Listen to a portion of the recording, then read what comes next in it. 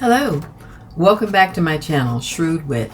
Today we're going to be talking about the difference between an answer and a reply. Please like and subscribe when you can. That really helps the channel.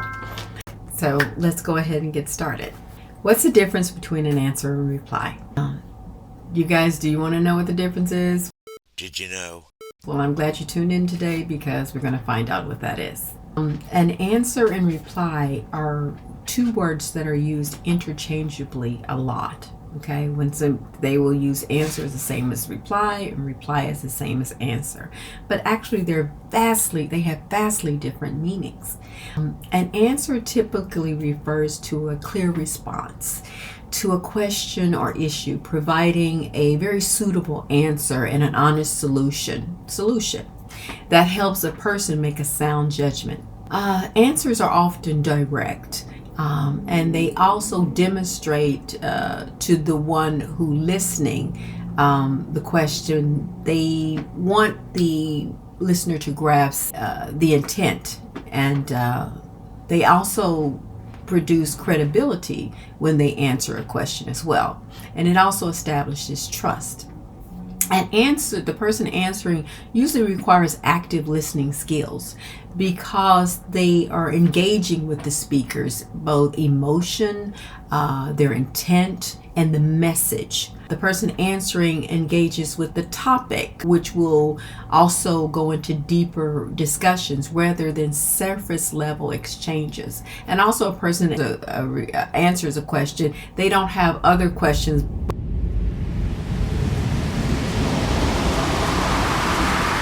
bombarding them because their answer is complete. An answer provides clarity, whereas a reply is a vague response, all that goes into confusion, misunderstanding, and you meet more questions when you only get a reply. A person answering has a lot of critical thinking skills because it requires them to analyze the question, review the subject matter, organize their thoughts, and structure a response. They also have great critical thinking skills because it helps with their decision-making abilities to be able to do that when they're always answering. Mortimer Adler on how to listen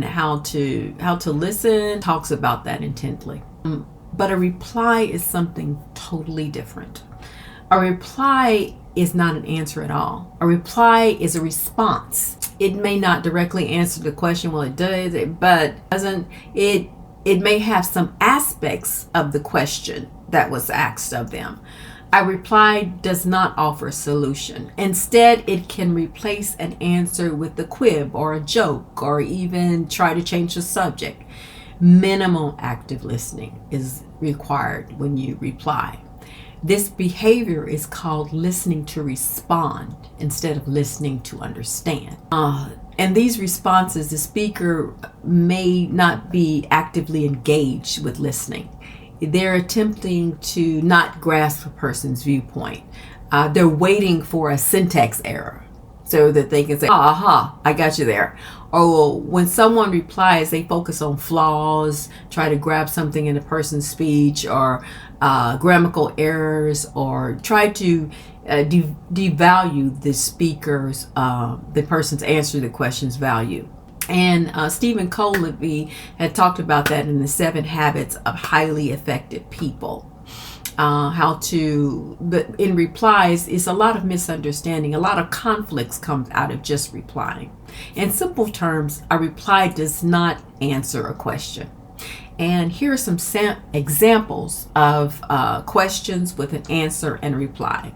Let's begin. Let's say a person asks, what's 2 + 2? A person answering would say 4. But a person replying could say something like, this comes from a mathematical equation based on the Arabic numeric system, and it's taught in the 1st grade. Okay, that would be a reply on the subject, but not an answer. Another one would be what day of the week it is. A person answering would say appropriately, it's Wednesday. But a person replying could say, a week consists of 7 days, and each day has an assigned name. Another example, a question, is eating Coke and pizza 3 times a day healthy? A person answering would say, no. A diet consisting solely of Coke and pizza is unhealthy. It wouldn't help you meet your requirements or get the nutritional value that you needed to function properly during the day. But a person replying could say something like, well, according to the CDC, a 2,000 calorie diet is recommended. However, individuals can eat what they like. So the first one, the answer was to the question was, no, that's not healthy. But the second one is just a reply. Another example will be support raising the minimum wage. They'll say, well, do you support raising the minimum wage? A person would say, if that's the answer, would say, for example, yes, a fair minimum wage helps hardworking people pay for the things they need without getting help from the government. It allows them to spend money, which reduces poverty. It stimulates our economy. Paying people is the right thing to do.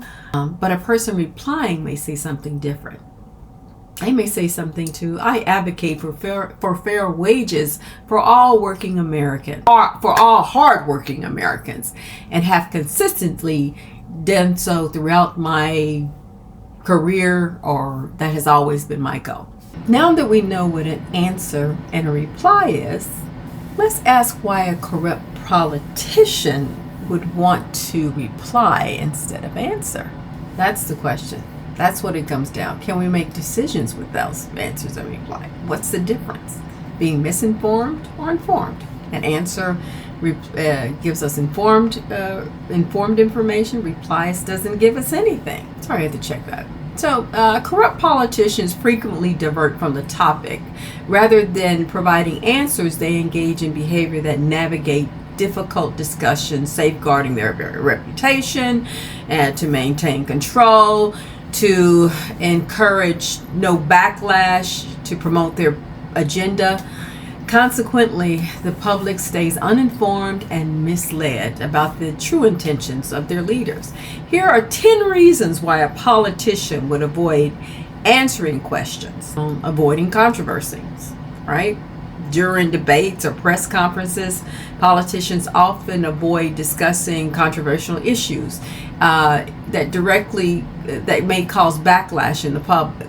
And that comes from Christopher Paul in The Art of Politics, or the Art of Political Manipulation. So politicians often employ messaging strategies to ensure their answers align with their campaign strategies. Instead of answering a question, they will reply with their points that they want to make, the points they want to stay on.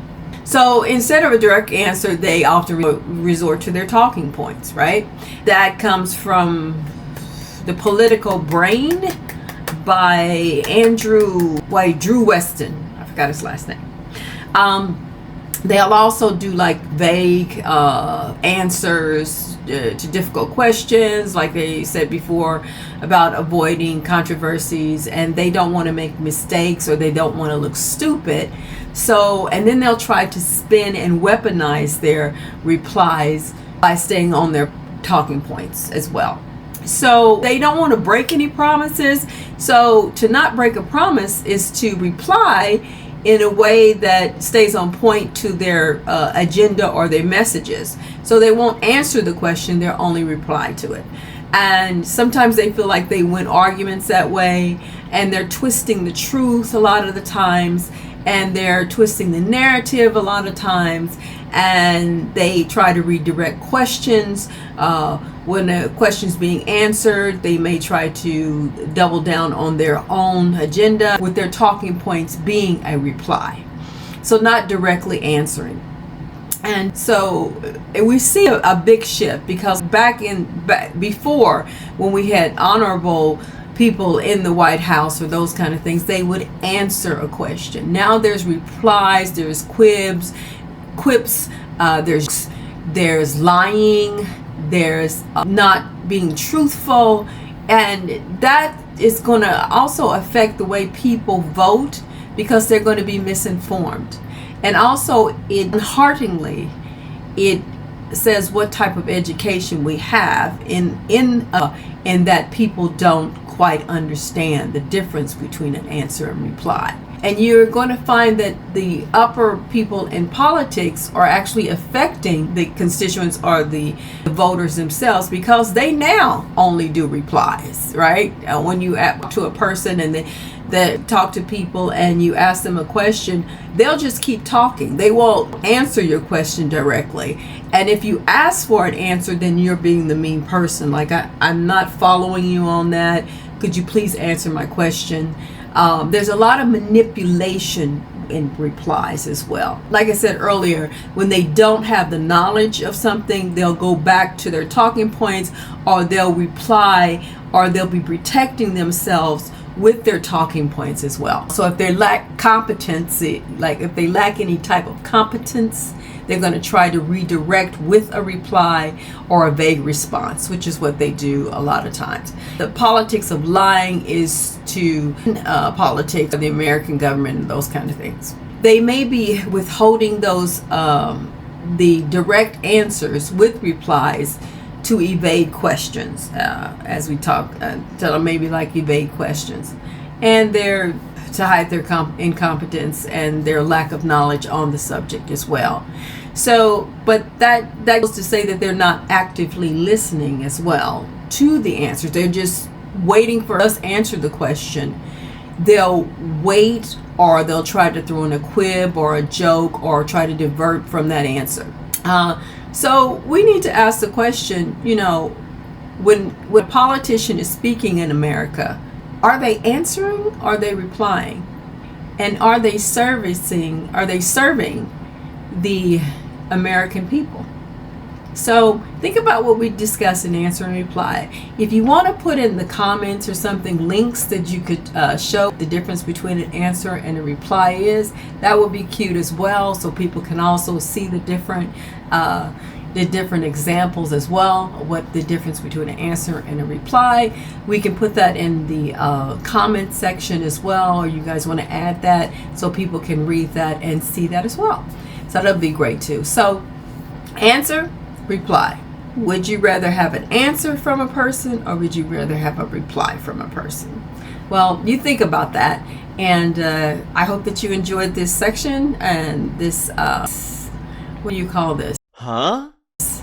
This video, and hopefully you'll be back and we can learn some more, because I love learning, and I love learning from you, and I like people to share their knowledge, because like I've always been taught, knowledge increases compassion. True education elevates, and it doesn't intimidate. That's what I've always been taught. So let's educate each other. Thank you very much. I hope you come back. Please like and subscribe to my channel. Thank you very, very much. Goodbye.